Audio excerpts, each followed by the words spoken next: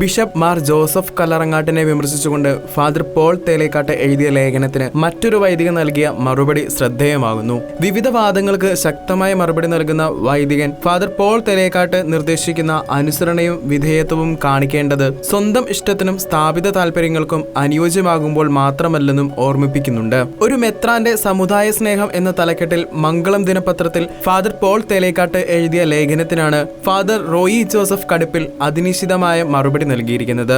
സത്യമേവ ജയതേ എന്ന തലക്കെട്ടോടുകൂടി മംഗളം പത്രം തന്നെയാണ് ഫാദർ റോയിയുടെ ലേഖനവും പ്രസിദ്ധീകരിച്ചിരിക്കുന്നത്.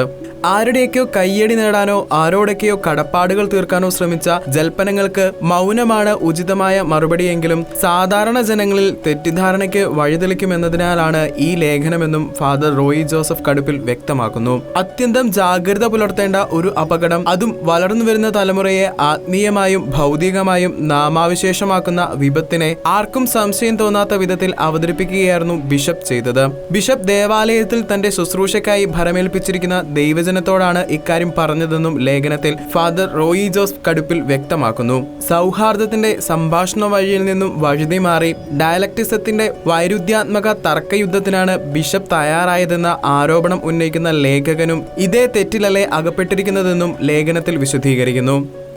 പരിശുദ്ധ മാർപ്പാപ്പമാരെ പോലും വിമർശിക്കാൻ പ്രാപ്തിയുള്ള നിരീക്ഷകനായ വൈദികന് ബിഷപ്പ് പ്രസ്താവിച്ചതിൽ എന്തെങ്കിലും തെറ്റുണ്ടെന്ന് തോന്നിയാൽ എവിടെയാണ് തെറ്റിയതെന്ന് ഫോണിലൂടെയെങ്കിലും ഉപദേശിക്കാമായിരുന്നില്ലേ എന്നും ലേഖനം ആരായുന്നു.